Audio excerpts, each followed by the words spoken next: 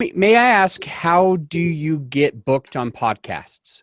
So for me, it's easy right now. For you, I'm sure it's really easy today. Hmm. But for a listener who hasn't yet gotten on a podcast Hmm.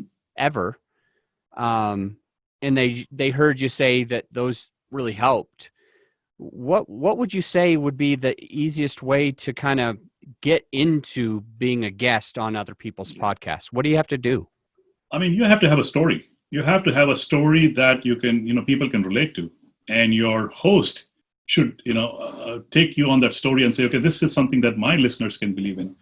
For a lot of my initial podcast was, how a tech guy, left his job and full time doing real estate now. That was my story, the transition from technology, data analytics to a full time real estate professional. That was my story, and obviously you have to find the right people you want to connect with. I mean, Adam Adams, Michael Blanc, Rod Cleave. I wrote notes to everybody saying, "Hey guys, this is my story. I think I've been hearing your podcast. I'm a big fan of your podcast. I've heard these episodes that resonated very well. These guests were absolutely brilliant. But I have a story that I want to share with your listeners." And some of them, most of them gave me a chance, I would say. I really like that. That Yeah. is really good information. Like for a listener who's wondering how to get booked on podcasts, Mhm.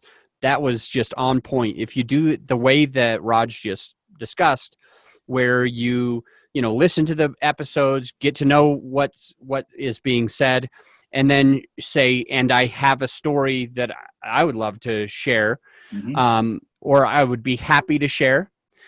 I guess for me, in my opinion, that if I would love to share sounds almost like I want to do this, but I would be happy to share. Almost gives it a thought process of I don't need to be on, but you might want me, So it Mhm. comes across a little different. So I'd be happy to share my story, being able to go from this to this to this. Yeah.